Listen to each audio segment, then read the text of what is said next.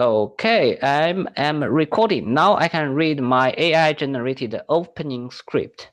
Good evening, everyone, and welcome to the Vegan Open Mic Volume 5. My name is Tai. I'm your host tonight. So let me start by saying a little about why this series exists. I started Vegan Open Mic because I wanted to give ordinary vegetarians and vegans a platform to speak their mind, to share what they care about, to meet like-minded people. Most of us don't get many chances to talk about our diet or activism with them openly in our day-to-day life. So the idea is simple. I want to build a space where we can talk about this sort of thing. Before we begin, I want to thank Kat Dominique. She's not here today, but she joined us as a speaker in Volume 3 of this series. And he helped to organize tonight's event. I would like to thank you, Kat. This evening wouldn't be happening without you. And of course, I would like to thank our three speakers for joining us tonight. Rather than introduce themselves, some okay, Yulu, maybe you who's there's a little bit background noise. Maybe everyone can mute them. Okay.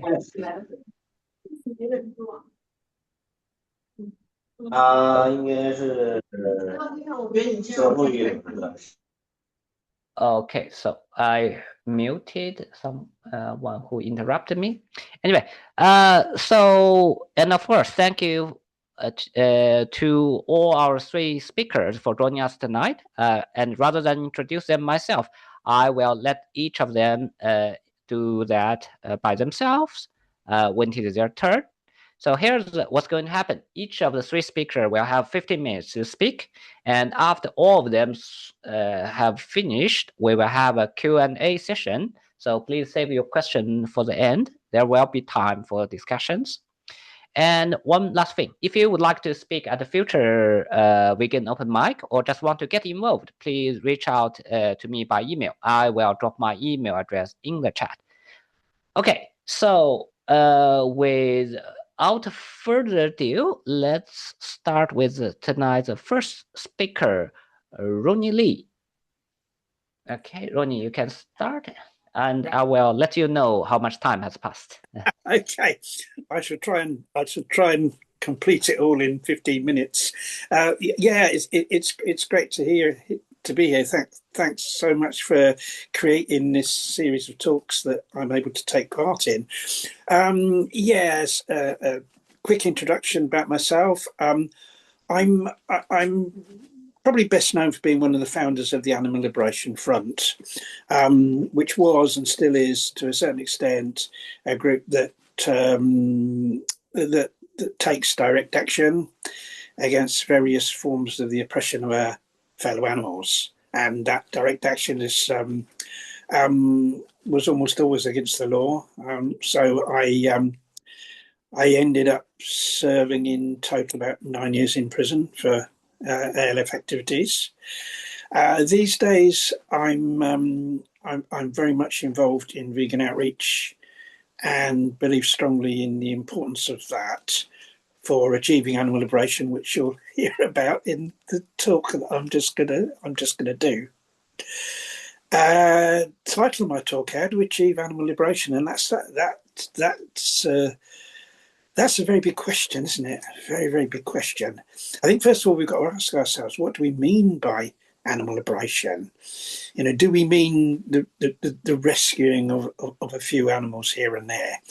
Do we mean the bringing in of some welfare measures for animals in farms or in laboratories, etc.? No, we mean a lot more than that. When people on marches and demonstrations chant, "What do we want? Animal liberation." What do they mean, and what do I mean by animal liberation? Because what we all mean is the widespread freeing of our fellow animals from the tyranny imposed on them by the human species. That's what we mean by animal liberation. And you know, what does that tyranny look like? how bad is that tyranny? It's something that's almost unbelievable. In terms of the food industry, the oppression and exploitation of fellow animals for food, the minimum estimate for the number of animals killed per second to feed humans throughout the world is 250,000 per second. And of course, that's totally unnecessary and totally wrong, because we could all live perfectly healthily on a vegan diet. And then we have other forms of the oppression of other animals. Animal experiments, that's worldwide, that's estimated about 200 million per year. Then there's all the animals that suffer and die because of adverse human impact on the natural world. Climate crisis, for instance, pollution, destruction of habitat, etc., etc., and then other forms of the oppression of other animals, hunting, zoos, circuses, animal racing. The list goes on and on. And I come to the conclusion that the main way that we've tried to stop all that, the main way that our movement, the movement for animals, really throughout the world, has tried to put an end to that, has not been the best way. What we've done is try to put pressure on governments to bring in laws to protect other animals, and try to do the same to put pressure on companies that oppress and exploit other animals to stop doing so, or at least to reduce the harm that they're doing to animals. That's been the main thrust of campaigning by animal advocates throughout the years. But I believe it's achieved very little. For instance, here in the UK, efforts to persuade the government to bring in animal protection legislation have yielded very, very little. The main things we've had here in the UK, we've had a ban on hunting, with dogs, and that's turned out to be a very weak law. That's very poorly enforced, and so that form of hunting really carries on almost the same as it was before, almost the same as it was before the law changed. And there's been a law to ban the fur farming, the farming of animals for fur. But fur can still be imported into the UK and sold. So that law also has very little effect. That's and apart from another small sort of minor measures, that's about all we've had in terms of laws from government. Now, as far as putting pressure on companies is concerned, the ALF really did that quite successfully. The pressure we put on the vivisection industry coincided with a very big fall in the number of animal experiments here in the UK. And the other big success of the Animal Liberation Front was that the retail fur industry, the sale of fur on the high street and in department stores, became massively reduced, hugely reduced. And both those things resulted in the sparing from slaughter and suffering of millions of our fellow animals. But what happened in the end was that the government took measures to crush the ALF. They brought in they brought in new laws. Activists were given longer prison sentences. Special police squads were set up to hunt down activists, and the amount of surveillance of activists massively increased. So that's why the ALF is these days very, very much diminished. And we've seen a continuing examples of that. There was a campaign called Stop Hunting and Animal Cruelty, which was set up to close a laboratory called Huntington Life Sciences. And that campaign had initially a lot of success. The campaign was trying to stop companies supplying HLS, would put pressure on the suppliers. So all the lifelines to that laboratory were cut off. And that looked like being a big success, looked like that laboratory was going to close, but the government stepped in to save the laboratory. and also to crack down on activists, and several of those received long prison sentences, and that campaign failed in its main objective of closing that laboratory. We see something similar today. We had a revival of the anti-vivisection movement here in the UK, and that has also coincided in recent years with some reduction in the number of animal experiments. But the government's moved in again. They brought in legislation to curtail the activities of protesters against animal experiments. Something similar with factory farming. There's been a lot of organisations have started campaigns against factory farming here in the UK just recently. The response of the government hasn't been to end or reduce factory farming, but to bring in measures to make it easier for people to open factory farms. So basically, we have a huge problem with the government, whether we try to put pressure on the government themselves, or whether we put pressure on companies that are involved in oppressing and exploiting our fellow animals. So basically, what we've got to do, if we ever want to get anywhere very far with achievement of animal liberation, we've actually got to change the nature of government. And the way we change the nature of government is to change the mindset of really quite a large number of ordinary people. We have to do that. Because if you look at governments throughout the world in democracies, it's ordinary people that vote the government in, vote for the politicians.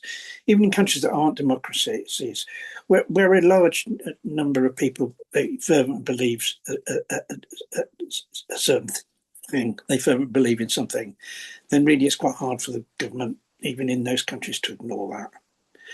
And so it's so important to educate ordinary people to believe in animal liberation. And that means educating ordinary people to become vegan, according to what veganism really means, which is a philosophy based on the principle that humans should not exploit our fellow animals. And so that means that we have to have a lot more vegan outreach.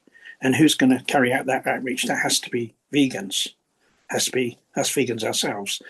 And very sadly, so few vegans are actually involved in actively promoting veganism. That has to change. And those vegans have to be persuaded to become activists in the same way that we want to persuade non-vegans to become vegan.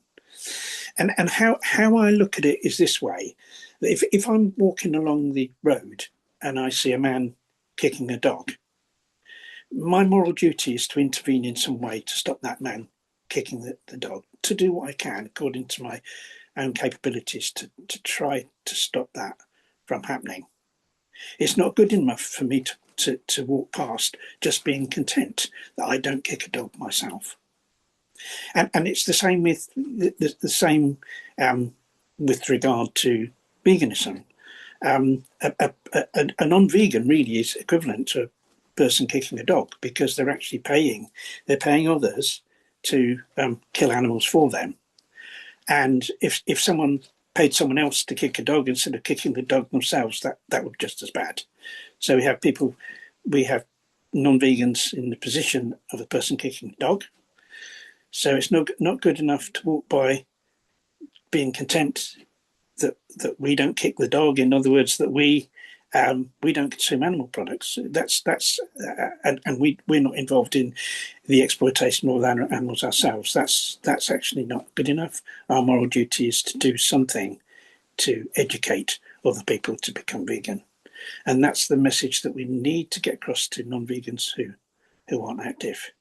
Because the other thing about the other big advantage of vegan education in terms of changing ordinary people so we can change the nature of governments, it's the number of animals that are spared by people becoming vegan. Here in the UK, the average number of animals killed every year to feed a non-vegan is about 100. So if we educate somebody to become vegan, it means that there's a reduction in demand for each of those people for 100 animals to be killed per year. So that can be equated to 100 animals a year spared from suffering and slaughter. So even in that sense, even in that more immediate sense, vegan education is vitally important. So I think that's what we've got to do. It's so vitally important that we have vegan education as much as possible everywhere, and carried out by as many vegans as possible. And I believe if we can achieve that situation, we can obtain animal liberation. Thank you. That's me. Wow, you still have 3 minutes. Is there Yeah, anything else you want to talk about? I did it. No, that's about it. I'm pleased I managed to. I'm pleased I managed to fit it in the time. There was quite a lot. There was quite a lot. That's something I've, through my experience of life, and I've been involved in all sorts of campaigning. That's the conclusion I've come to. That's the conclusion I've come to. I mean, I'm involved in campaigning for animal liberation for 54 years, and that's what my life experiences has really taught me. And it's not easy. It's not going to be easy. And the other thing is we don't necessarily have to educate a majority of people to become vegan. I think just a large minority, so that we can have that cultural shift by having a large minority of people that kind of think that way. And certainly in companies where governments are elected, the government in this country was elected by just 20% of people eligible to vote. So that if we had 20% of people over here in the UK that voted in an anti-speciesist government, pro-animal liberation government, then that government would be in power. It may be different elsewhere. In the USA, Donald Trump was voted in by just 30% of people eligible to vote in the USA. So that's not a majority; it's a substantial minority. But it does mean we don't have to change everyone; we just have to change a lot of people. And so we do need a lot of vegan outreach in order to achieve that. Okay, thank you very much, and thank you very much for being on time. So, and I do hope many more vegans become activists. So, our next speaker will be Paulo Gemma. Did I say it right? You're muted. Let me unmute you, maybe. Okay, so can you hear me now? Yeah, yeah. Yeah, so I Okay, need please. now I have to be on time. No way, because you know. So So first of please. all, just a bit of a joke. I hope to apologize because my avatar in the poster looks younger and much more handsome than the actual me. So if someone is feeling disappointment, please accept my deepest apologies. I'm sorry, I released a poster with a wrong version with Rooney and Paulo's profile photo swapped. I don't take responsibility. It's ChatGPT who mixed up two of the very prominent vegan activists. Yeah, It's so okay, no problem. open. Maybe later on I will, grow my beard and tie my hair. It's you never know, huh? Better to be open. Anyway, so I just as well quickly introduce myself. I'm Italian. I live in Hong Kong with my cats in a small village by the sea, on the biggest and less inhabited island of all the Hong Kong territory. Professionally, my background is made of 30 years of experience in corporate consulting and in finance, accounting, operation, and business modeling. But during my year, my passion brought me to develop deep specialization in food fermentation and plant-based culinary innovation. I'm Italian, so I love food and I like to cook. And this later on led me to work even for the food and beverage industry as a plant-based food product developer and recipe developer, fermentation expert, and research and development chef. Beside that, I'm a Reiki master and animal communicator, and I actually practice Reiki for people and animals. Most animals, I must say, like 75% of my customer are animals, mostly dogs and cats and even chickens as well. So being vegan, of course, I dream of a world where animals are respected, allowed to live in peace and no longer kill and exploit it. That's my ideal world. But I also know that at least now it may sound utopian for the majority of the people. What is realistic, I reckon, however, is to hope that more and more people will choose a more compassionate way of living. Clearly, not everyone can work or volunteer for vegan or animal advocacy organization. But I think that every one of us can still make an impact, an effective impact in everyday life by being kind to animals in general, respecting them, helping when needed, and choosing a lifestyle that doesn't depend on exploiting or taking the life of another living being. So today in my speech, I just want to focus on one of the easiest and fastest and most powerful ways to do that in this just changing our food habits. Everybody can do it. We don't need everybody to, decide for us or, implement any law or whatever. We can do it. And I think this matters immensely because as Ronnie also explained before, animal farming is the largest driver of animal killing and exploitation. Farm animals are estimated to number at least 1.5 trillions at any time. And, and about 150 billions are vertebrates, the chicken, pigs, cow, turkeys, and etc. So if we think that according to reliable studies, each year more than 80 billions land animals and hundreds of billions of aquatic animals are farmed and slaughtered, that becomes easy to realize that animal farming is the biggest problems of all. Without making a chart, there's no, every life matters for sure, but this is really the huge problem. The fact is that despite all the efforts made so far, but government, animal advocacy movement, meat production and consumption are increasingly, rapidly, and exponentially. FAO, so the Food and Agriculture Organization of the UN, estimate that by 2050, with a population increase of 30%, the demand of poultry alone will increase by 120%.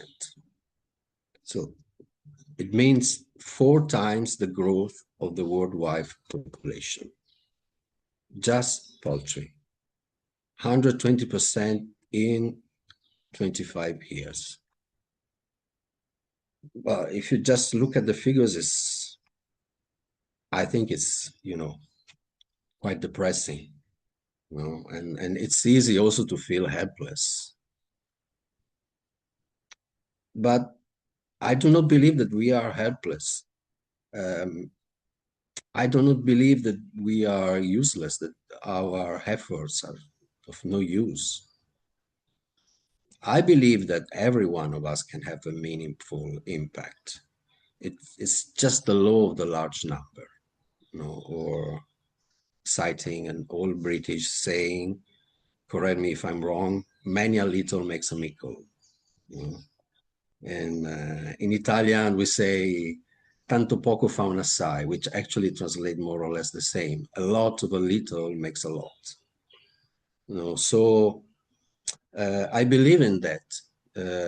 I believe in the power that we have individually and as a whole of humanity to really have an impact. So let me tell you what I think. I believe in the contagious power of example. The way that we behave can inspire someone close to us. And that person can inspire others in turn. That's is our domino effect begins. And also the other thing, I also believe that as a consumer, I have great power. We are consumers, and we are facing in a world where, economy rules, and we have great power. So let me start with the power of example. Like today, many meat alternative options are being developed.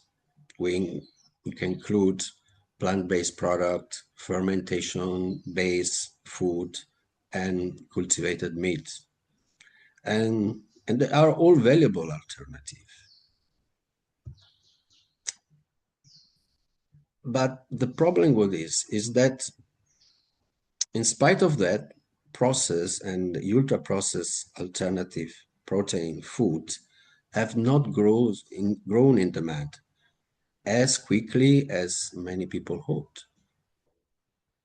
They are not buying it.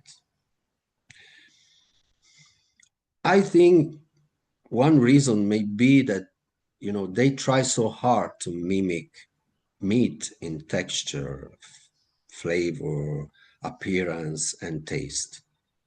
But meat eaters are disappointed because the product is not exactly meat.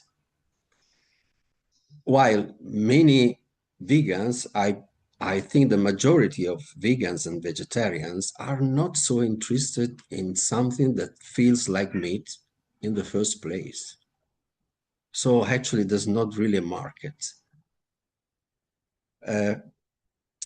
For me, the most practical solution is much simpler. Returning to whole food, plant-based home cooking. And best of all, prioritizing seasonal ingredients.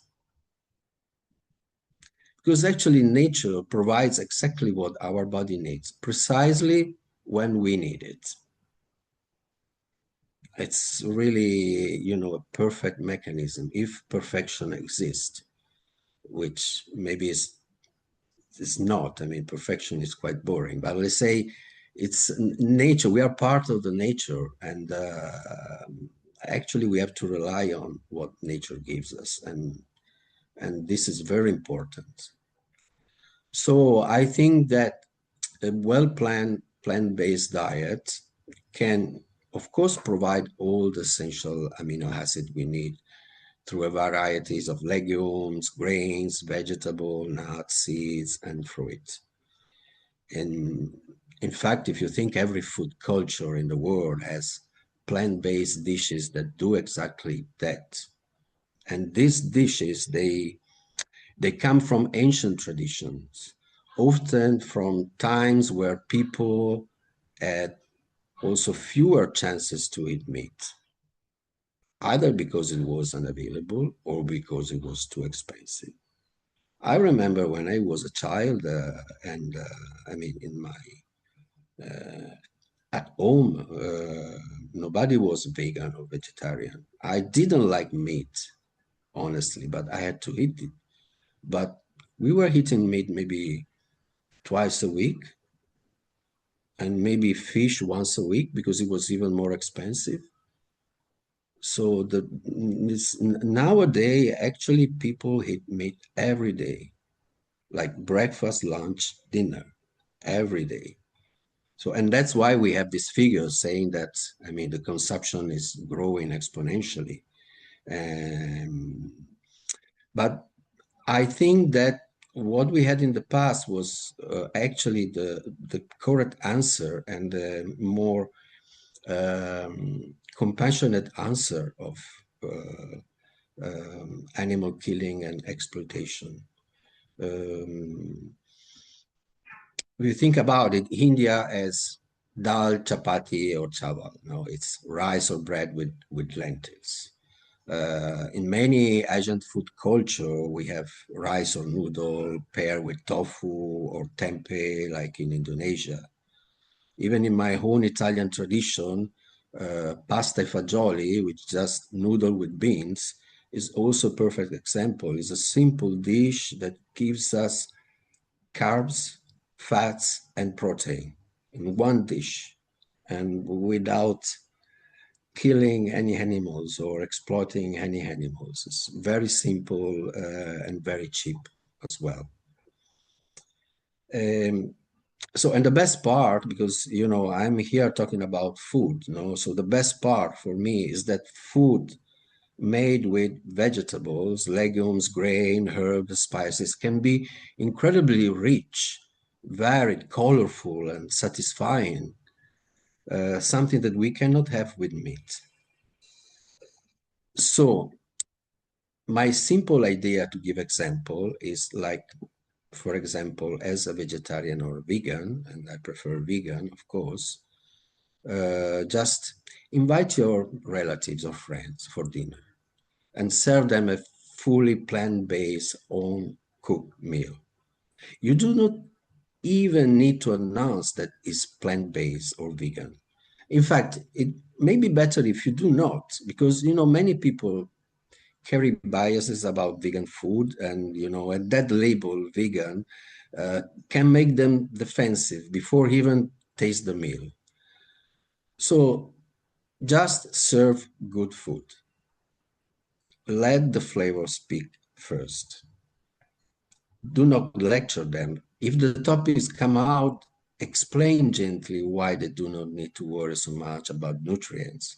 Educate with humility and let the curiosity grow naturally, because it grows. I'm experienced with that.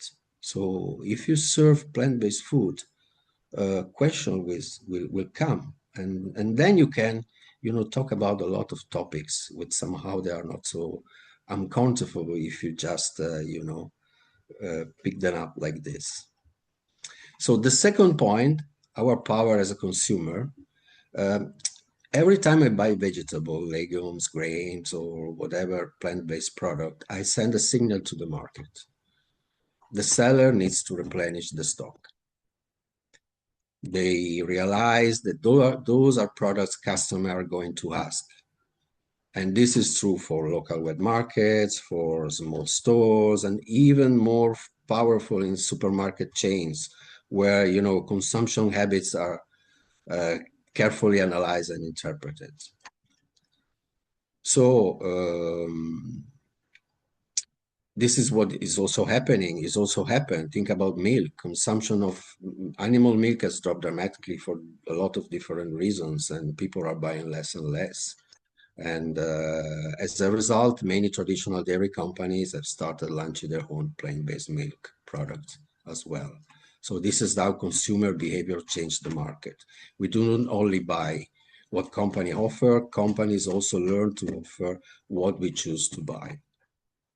I don't know how many minutes I have. More? 0. So, okay, closing. Remember, eventually, every plant-based meal matters. Every purchase matter. Every example matter. Because real change often begins with just small action. And just as an ocean is made of countless drops of water, a more compassionate world is built on countless compassionate choice. Thank you so much. Okay, thank you. I really do wish we will have vegan Italian food, pizza, pasta everywhere in China. Okay, so because Rooney saved a little bit time, Pablo efficiently used that saved time. So we are right on our schedule. Now let's welcome our last speaker, Martin Weibra. Yeah, thank you very much. I will try and follow the other two and stay on time as well. Pleasure to be here. Thank you for the invite. I think what I'm going to talk about complements actually pretty well what Ronnie and Paolo have spoken about.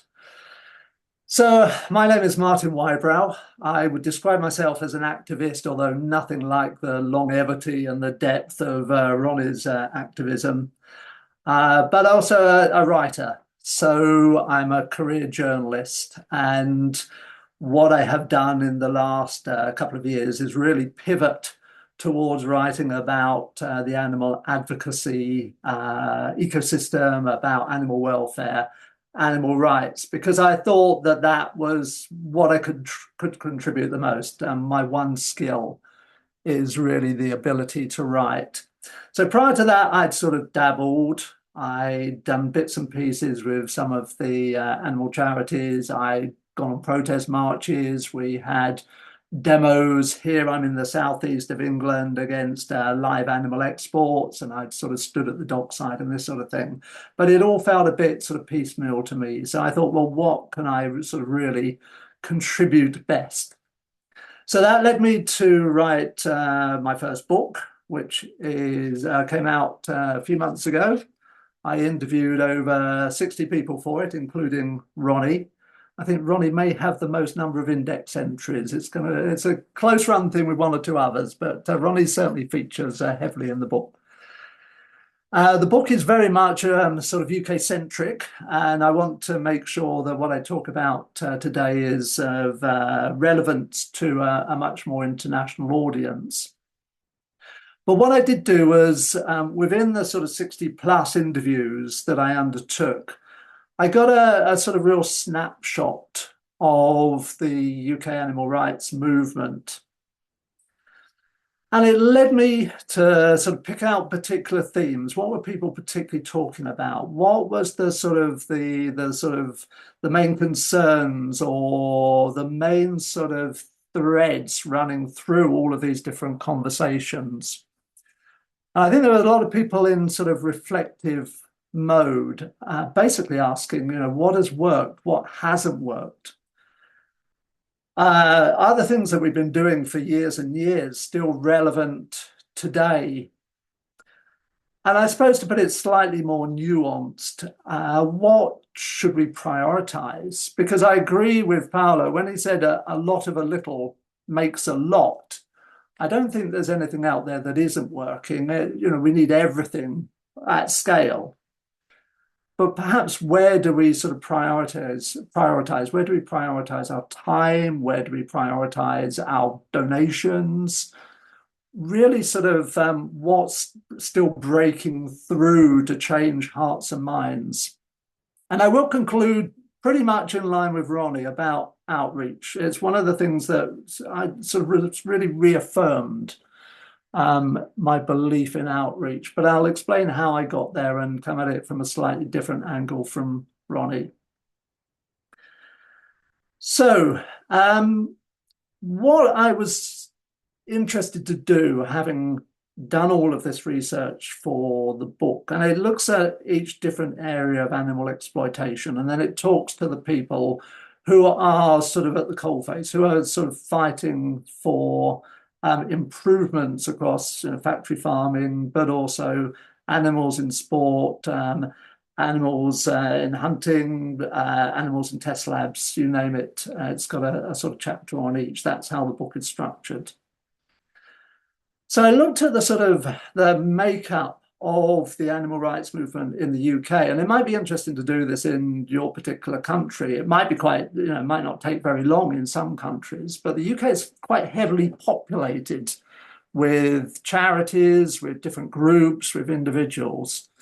And if you drew a sort of Venn diagram with that sort of ecosystem mapped out, the biggest circle of all is the big generalist charities, I suppose.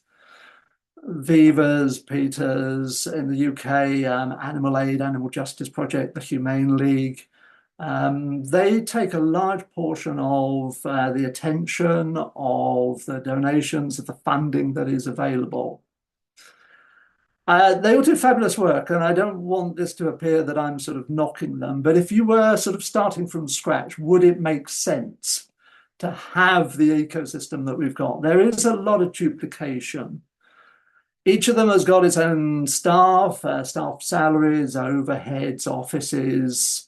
There's not a lot of coordination, I think it's fair to say. That was one of the conclusions. Everybody's after their own sort of victories, their own funding, making their own sort of noise in the sort of the echo chamber that we're in.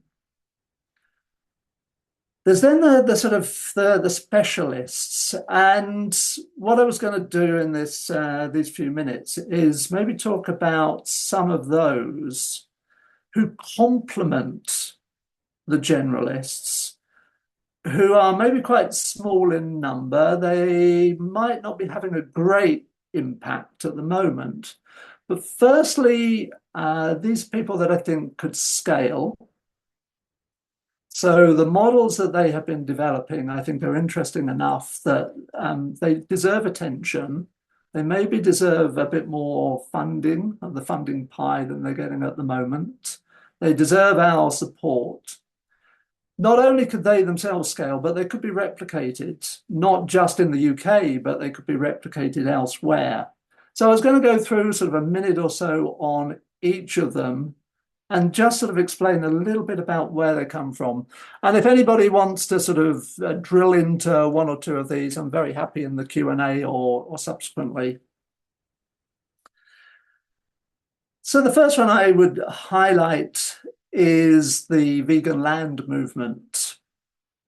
So these are people that are unique. There's nobody else doing this. It's one of the things that I really liked when I was researching the book, suddenly stumbling across somebody that was doing something different from everybody else. So what the vegan land movement is doing is taking land out of livestock farming, buying that land at auction, and then rewilding it. Now, you're not going to change the world by buying plots of land one at a time. It's pretty small scale. They've had 9 successes so far. They've been at this for 4 or 5 years. But to my point just now, that is a model that could scale across the UK. It is a model that could work in, the Netherlands or Indonesia or Ghana or wherever, potentially. And there's a couple of benefits. Firstly, they've been rewilding.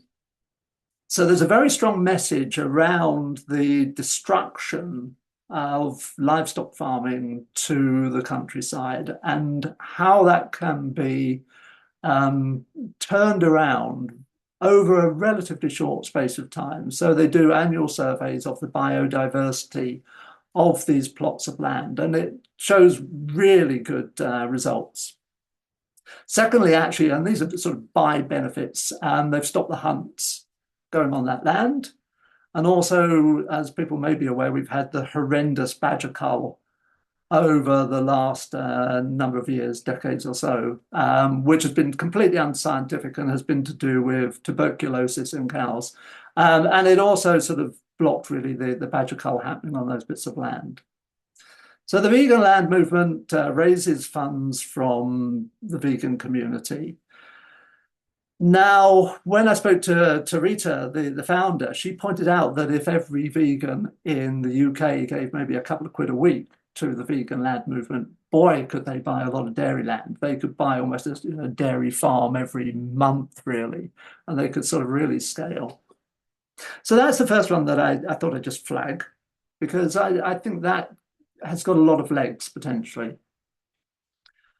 A much bigger profile and much more international is We Animals. I interviewed Joanne MacArthur, and people on this call may know We Animals, but they use photojournalism so powerfully, I think. We have a phrase in the UK, a picture paints 1,000 words.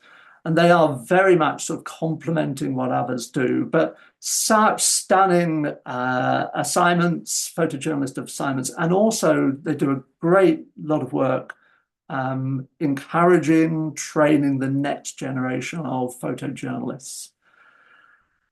I also found that actually there was more direct action, the sort of stuff that Ronnie used to do, than meets the eye, I think. It's a bit more under the radar now in the UK. It's a different time.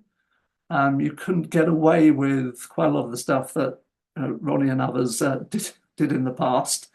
But I was quite gratified to find that there were quite a lot of grassroots stuff that are doing liberations. Now, again, liberations of a small number of chickens here, sheep there, is not going to make a dent on those numbers that Paolo spoke about. But I think they're sort of really, well, they make an enormous difference, of course, to the species that are the animals that are rescued.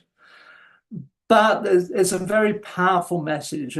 People do sort of really buy into stories around sort of individual transformations, individual stories about animals, possibly more than the sort of the great big 5 more minutes, the sort of great big numbers that we often talk about in the movement.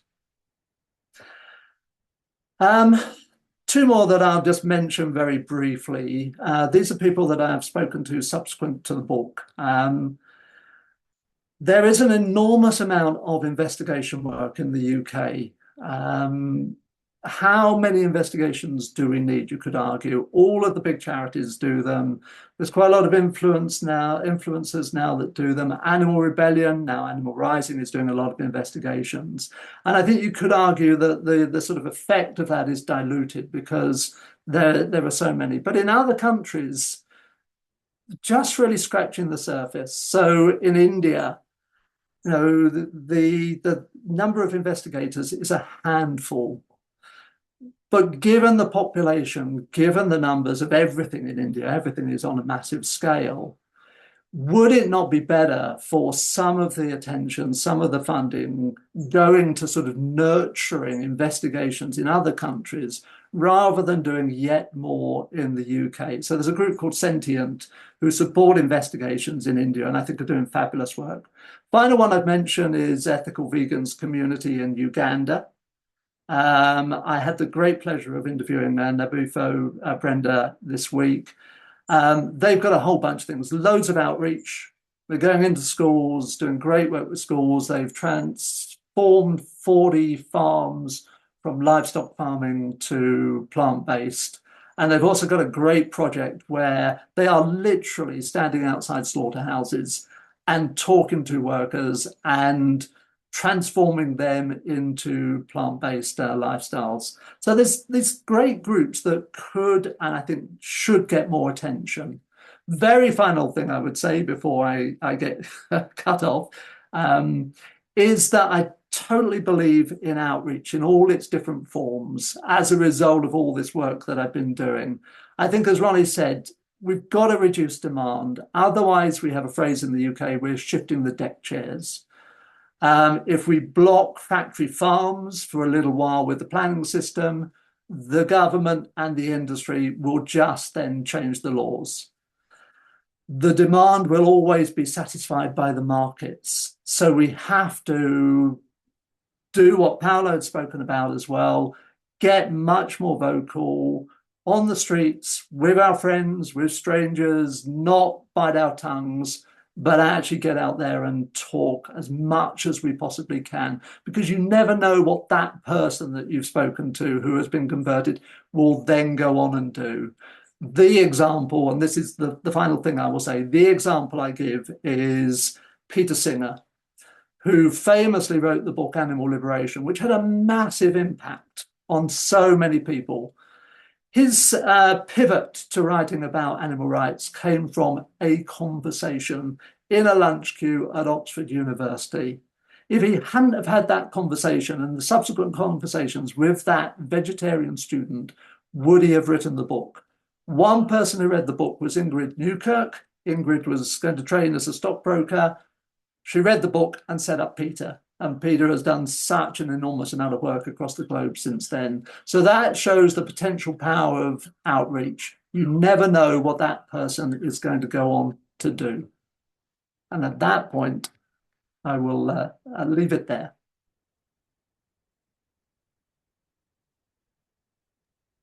Okay, thank you very much. Another exemplary speaker who is right on time.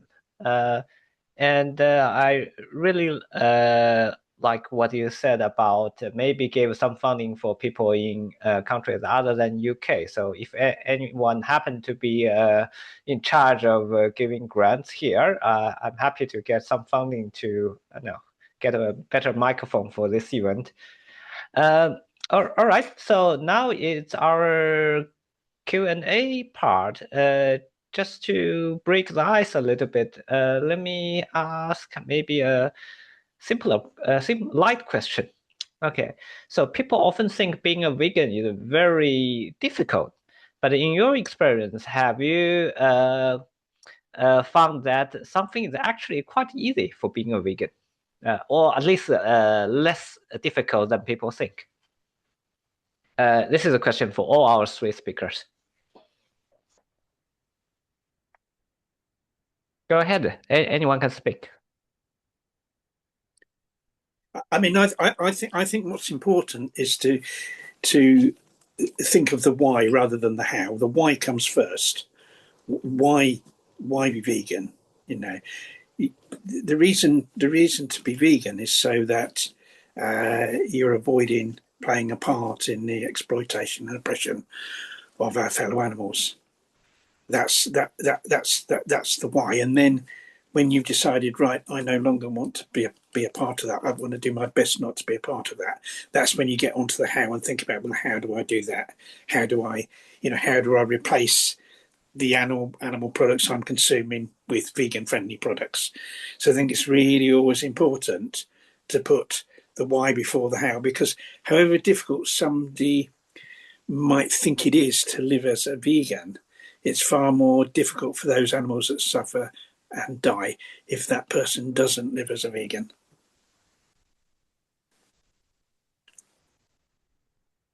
Paulo, you do you want to answer also? Yeah, because the line was breaking. So you were asking if it's easy to be No. vegan. I'm asking. People often think being a vegan is very difficult, but have you found something that is actually not that difficult for being a vegan? Well, you're asking if it's not that difficult. I mean, No, not something being. I mean, actually for me, easier being than vegan people is think. very. For me, it would be very difficult not being vegan because it means that I would force myself to run over other lives. And so that for me would be very, very difficult. I mean, with something that I couldn't live with. I always say that I'm not vegan because of healthy reason or whatever. I would be vegan even if that will cause my health. It's because I cannot. I mean, I cannot be different. I mean, if for me, I respect life, any kind of life. So for me, yeah, it would be very hard not being vegan. And I must say that I found very easy be vegan if you want it. Especially nowadays, you have a lot of choice. I mean, we are not talking about 15 years ago, 20 years ago, where even whatever you were buying was difficult. And I'm not talking about food, I'm talking about clothes or shoes, everything. It was so hard. I mean, even by the time I was working in corporates and, having a suits, it's kind of almost impossible. And I was living in Italy, so it was, shoes, shoes to pair with. And by the time you couldn't wear sneakers or whatever. So I remember I had to go, there was a shop like 200 kilometers from my hometown, and they got vegan, classic formal shoes. So nowadays it's not. And yeah, it would be very hard for me not being vegan. The sort of thing I would add is that this does obviously crop up when you do outreach. You know, what do you eat? Where do I get my protein? Can you be healthy on a vegan diet?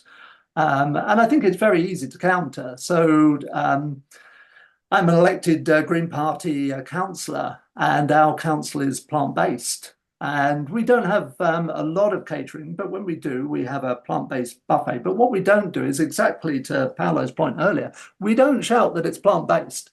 It's just very good food. And you know, halfway through the evening, people might be sort of really enjoying the sausage rolls and haven't even noticed that it's vegan. And it's a great icebreaker. It's a great way, exactly as Paolo said, to build the conversation. And I think, you know, on outreach fairly recently, someone asked that question, you know, how can you be healthy if you're vegan? And it was just prior to Wimbledon. So able to cite Sabrina Williams, Venus Williams, Novak Djokovic, Martina Navratilova, vegan tennis players. You can't be much more healthy than them. If they can show how easy it is to be a vegan, then you know, that's a good way to just knock that sort of question on the head. I think some Chinese might say that Europeans have different body structure than Chinese. I've met people saying that, but thank you. Okay, so any question from the audience today?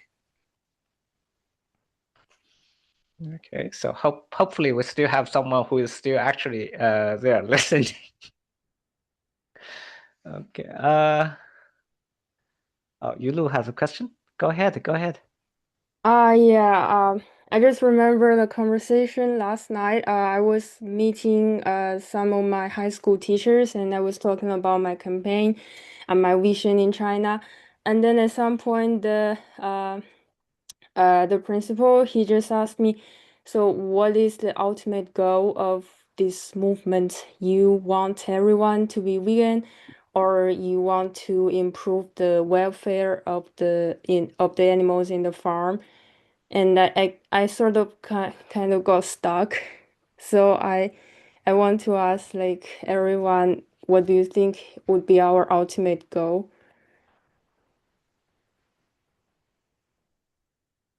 Well, if I can tell you, for me, as I said before, for me, my ultimate goal is the respect of life in any form. And of course, animals is one of our companion in this world. We don't own this world. We are sharing with them, so we must respect them, also because if we don't respect animals which are somehow weaker, less defended than us, then how we can respect our other fellow human beings as well. So I think it's a matter of civic education. When I was younger at school, we were doing civic education. It means to respect what is common, to respect other property, to be educated, to be polite, to not take for your own, but consider that there's a lot of things that belongs to everybody and must be shared and respected. So I think this should be my goal.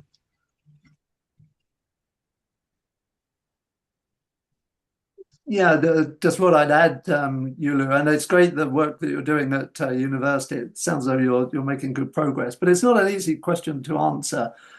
There is quite a debate about abolitionist versus welfarist within the movement, and I think the vast majority of vegans are abolitionists. We want to see the end of all animal exploitation, but realistically, how do we get there? So most of the campaigns in the UK are welfarist, because I think the pragmatic approach is to try and get there in steps. But I think it comes back to full circle to the demand issue. If we can really ramp up the messages about compassion, about exploitation, about the reasons to change your lifestyle, then I think that's what we're wanting. We want that critical mass that Ronnie spoke about to change governments, to change politicians, to shift the dial. So there's a lovely, lovely chap. He's 23 years old. He's walking the entire coastline of India at the moment. And heck of outreach. He is just talking about veganism. He's going into schools. He's just anybody he meets on the street, he's talking about it. How many people is he going to reach in that time? And he's not talking about we need bigger cages or we need some breakthroughs in terms of how we kill animals. He is talking about it from the point of view of compassion. Ayan, his name is. You should definitely go and look him up. Fabulous, fabulous man. And so that's really my rambling answer to your question. I think that you have to bring it back to the reason we're all vegans pretty much, or the vast majority are, which is that we have sort of the light bulb has gone on. We've seen and are horrified by the exploitation of animals across the globe, the numbers that Paolo mentioned at the start. And that's sort of where I think I would come from rather than getting into the welfarist type debate. I think Martin and Paolo have covered this really well. There's not very much I can add. I'd say as far as the vegan diet is concerned, and that's usually what people focus on and what they talk about. I think the really simple argument for that is that we humans can live perfectly healthily and happily without consuming animal products. And so therefore it must be wrong and it can't be right for us to exploit and kill, and in many cases cause to suffer immensely other animals for food. It can't be right when we just don't need to do it. And that's I think that's a really, really simple argument for veganism, or at least for people adopting a vegan diet. Yeah, I think all of you have really enlightening answer, and maybe for the situation in China is more efficient just to raise the awareness first and then try to push for some institutional change. My hope is that in every Chinese train station, there is a restaurant which sells at least one item that is vegan. So when I first came back to China in 2021, I ate a lot of French fries at train stations because that's the only vegan option. Do we have any other questions? Okay, anyone from? Miss Qian, please speak. There's no need to raise your hand. Okay. Thank you so much. Thank you all. I got very inspired, and I'm, like I said, I'm a huge fan of Animal Liberation Front, even though we cannot really carry out that kind of disruptive strategies here, not to even mention like street outreach, like opportunities like this are very much limited here in China. But I'm kind of curious, like I have a question for mostly Martin and also Rooney, because you have kind of traced the history of activism, and you have lots of, you have traced the history and you have lots of experience with different kinds of activism. So I have a question with regards to supply and demand, because I think in the last couple of years, last couple of decades, I think vegan education has been the dominant approach. But then previously, the more disruptive strategies such as pressure campaign and direct action has been making lots of success, especially in the UK. But now it seems like, at least from what I have seen so far, is that lots of animal advocates deliberately try to distance from the more radical, the more disruptive approaches for fear of alienating the public. And also the very kind of a lot of strategies and investment has been made in terms of persuasion and like communication, right? Like we need to communicate this idea better and doing more consumer education. So, but if we look at how animal agriculture has evolved in the last few decades, they started from livestock, poultry, and now we're seeing the huge growth of aquaculture, quote unquote blue economy, and now there are even more like ever expanding. The animal agriculture has moved into insect farming as well. So it just seems like the industry just keep on creating new demand, right? And then the animal advocates are sort of kind of always chasing behind the trend of capitalism. And I wonder, like from your perspective, which side do you think that we should pay more attention to? The demand side, which is vegan education, and the more supply side, like tackling the underlying structures of capitalism. This is a very huge question, I know, but I'm just curious, like, which one would you prioritize? I know they are all very important, but just prioritization.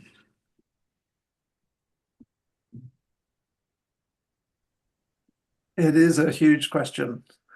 You're right.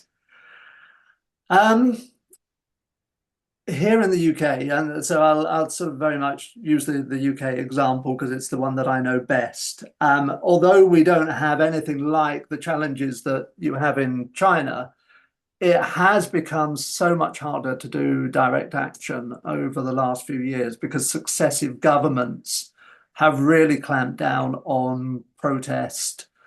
This has been in part because of the climate protests, so Extinction Rebellion, Just Stop Oil, and the animal rights movement has got scooped up in that. So I was very involved with Animal Rebellion that came out of Extinction Rebellion and started doing a lot of direct action and was sort of brought direct action back to the UK in many ways. That has now really just stopped. So Animal Rising, as it is, it rebranded, actually looks quite a lot like one of the charities now. It's doing a lot of investigations, but it's not really doing direct action. So we have that challenge here. I think the feeling was that the direct action was very, very hit or miss. If you went into a breeding centre for beagles, as happened, and you rescued 18 beagles, which is an actual event that happened in the UK, and has happened, on a big scale in the US very recently, then that can have a big breakthrough into the sort of public awareness. But it's a strange message because it's about animal testing. It's not about the overall exploitation. There's other things that Animal Rebellion did, such as trying to block the supply of dairy by breaking into dairy facilities and sitting on lorries and stopping, which just never actually reached the vast majority of people in this country. So I think that there is a place for direct action. I still think that's the case, but it sometimes feels very scattergun. It's very difficult to measure.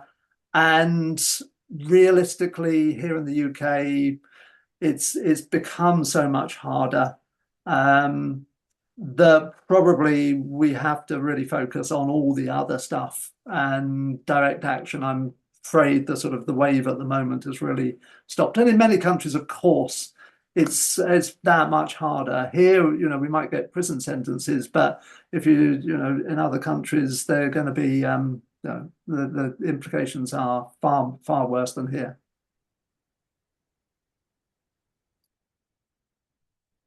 Yeah, I mean, I agree with Martin. The landscape has massively changed with regard to being able to do direct action here in the UK, and that's probably the same in many other countries as well. But I think for me, so much comes down to vegan outreach because veganism isn't just to do with the food we eat. I mean, that's a major part of it because more than anything else, it's the food industry that claims the lives of our our fellow animals. That's the biggest area of the oppression and exploitation of other animals by humans, is because humans consume animal products. But there's all the other things as well, and I think one thing that's vitally important for us to think about is the destruction of the natural world through adverse human impact, such as the climate crisis. I mentioned before, pollution, destruction of habitats, and all those things, and opposing that is also, I believe, part of veganism and part of being vegan. And so, vegan outreach in terms of the proper meaning of veganism would cover that as well. And yes, I would say that capitalism is not consistent with veganism. It's not consistent with veganism because it actually drives the destruction of the natural world. I mean, any political system that does that, that drives the destruction of the natural world, that drives the destruction of habitats of our fellow animals, that wants to forever increase production, forever increase consumption. None of those things is consistent with veganism. So if we educate people to become vegan in the true and broad sense of veganism, all those things are covered as well. It's not just about the food we eat.